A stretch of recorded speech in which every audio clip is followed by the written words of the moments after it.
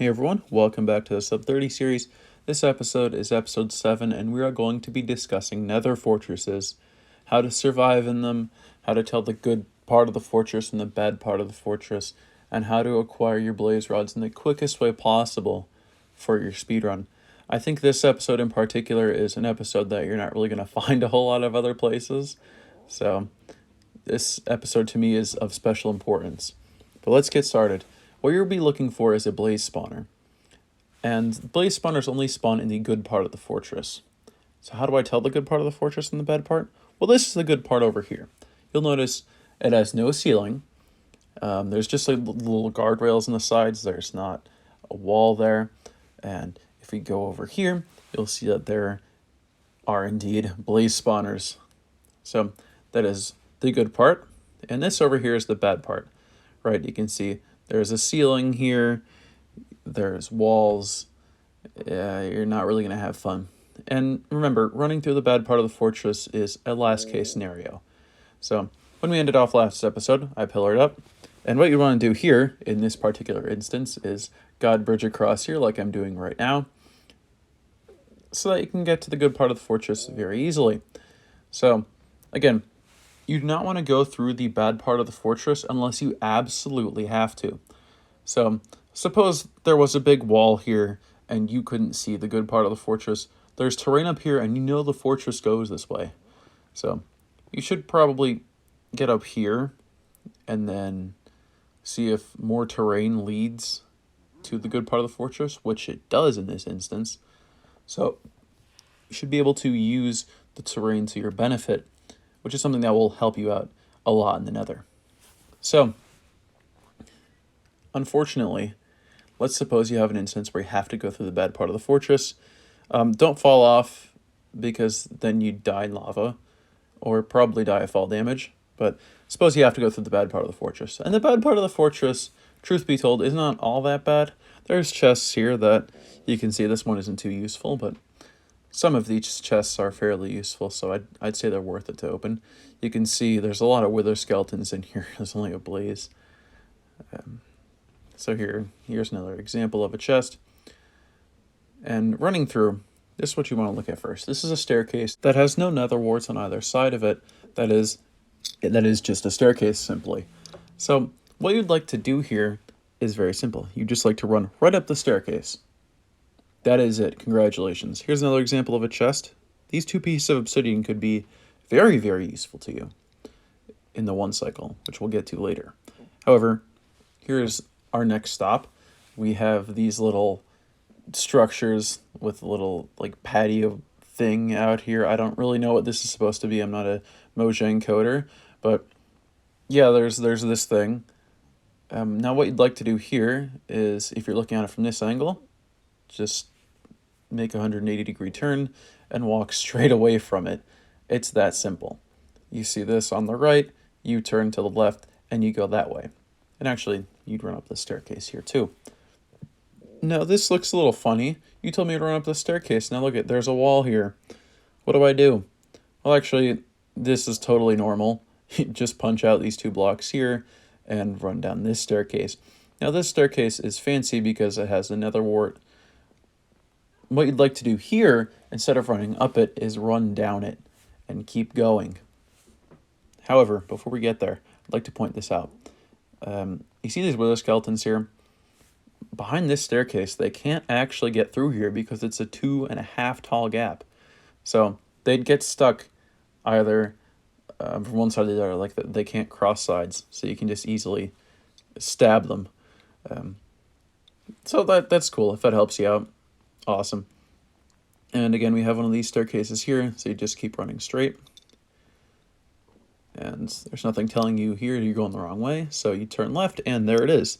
There's the divider, the room that separates the good part and the bad part. But here's another example of a chest. I figured I'd point this one out because there's 4 diamonds.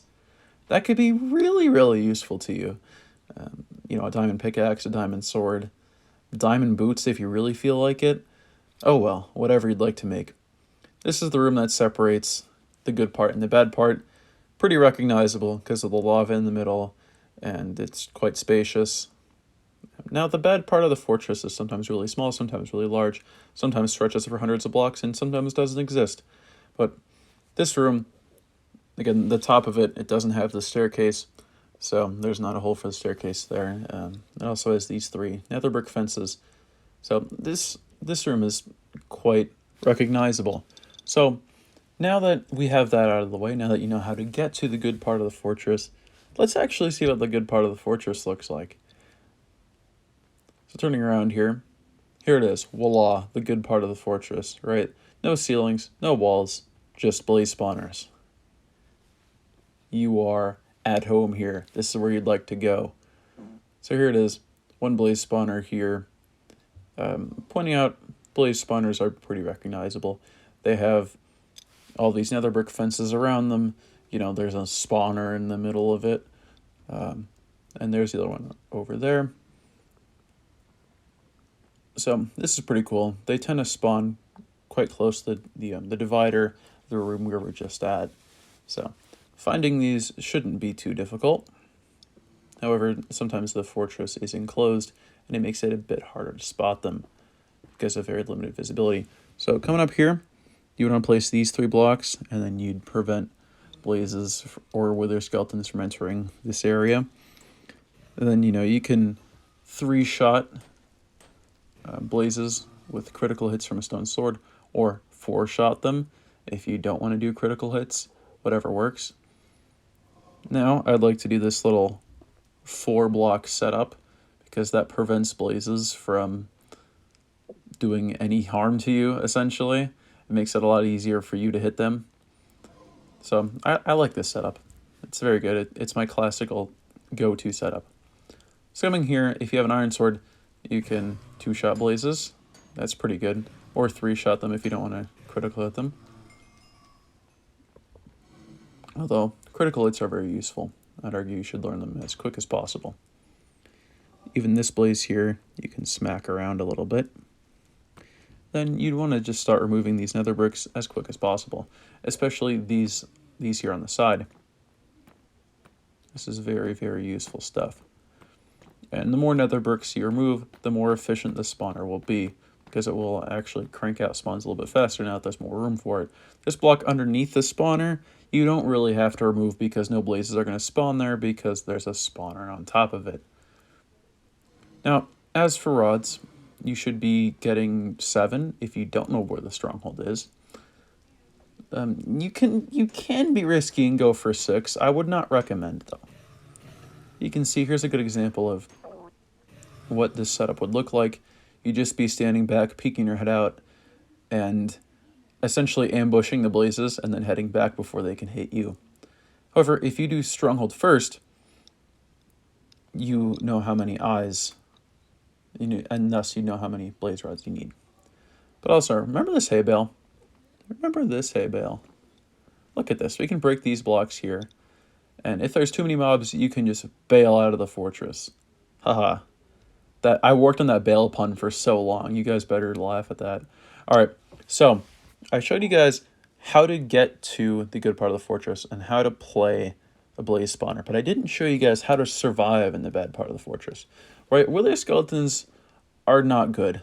Especially not in this part, because you can't really run from them. You'd run... But this little 3-block barred thing going across here works pretty easily. You just place it and then the wither skeletons cannot get to you. As for blazes, the same thing would work, except you can actually just place 1 block here, and that would work too. Or any orientation of these 3 blocks would also work. You can see, wither skeletons can't get through it. So it's very, very easy to use, just 3 blocks here. You could also place it actually above head height, so that where the skeletons can't get through, but you can still get through. I think that's a novel idea. I actually quite like that idea too. And blazes, again, look at how easy this is with an iron sword. We're just zooming through them. And you see a skeleton there dropped a bow and an arrow. Yeah, skeletons can spawn in fortresses, and sometimes they'll drop a bow and arrow, which will be really, really useful in the end. Because I'd say a bow and arrow is probably one of the best things you can have for crit bug. So yeah, just know this little 3-block trick. You can just throw it down anywhere in the bad part of the fortress and it'll work. Now, we have to get back to the good part of the fortress. You can see I'm trying to use the navigation skills that I just set up here. So now we're out to the good part of the fortress. How do I survive wither skeletons? How do I survive blazes before I get to the blaze spawner? Wither skeletons are quite easy to manipulate, frankly. You just have to get them to go on the edge. And this little T, almost golem looking shape here does pretty well at that. When the wither skeletons are chasing you, you can build this between you and them, and they will try to go around it on the sides, and you can just easily knock them off and say bye to them. So that's cool. Sometimes it's not easy to place down that many blocks though, so just going 3 blocks up could work pretty well. Because if they're trying to chase you, it's actually kind of easy to knock. It's not too easy, but you can knock them off like this. It is important to note here though that you cannot stand on the very edge, because actually if you're standing on like the very edge of the block, the skeleton can hit you off as you're hitting it, and then you're not going to have fun. This also leaves you fairly open to get shot at by a regular skeleton or a blaze. So you can also build this 4-high thing right in the middle of the fortress, and the wither skeletons like to crowd around the edges and try to get to you. And again, you have to be standing not on the edge, but more so toward the center when you hit them off.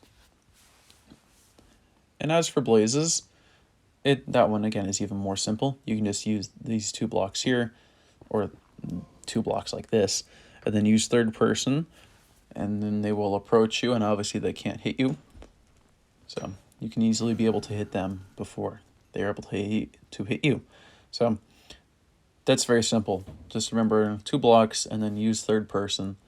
That's a very, very easy tactic for surviving blazes. So, and the last thing I would like to end on is, how do you find the origin point of the fortress, right? Because fortresses sometimes, as I said earlier, stretch for hundreds and hundreds and hundreds of blocks. Okay, maybe not that much, but they're long, okay? But what you'd like to know is, what quadrant is this fortress in? We're going to come here to the divider and come to the first intersection here and smack a block right in the center of it. And this is usually in the ballpark of where the quote-unquote origin is. It's actually over here a little bit, but there's no way to tell that, because actually the origin point of the fortress isn't even on the fortress itself. But it's a good rule of thumb to use this intersection to know exactly which quadrant this fortress is in. And with that, that is the end of this episode.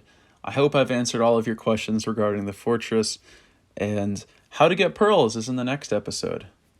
So with that, goodbye everyone, and I'll see you all in episode 8.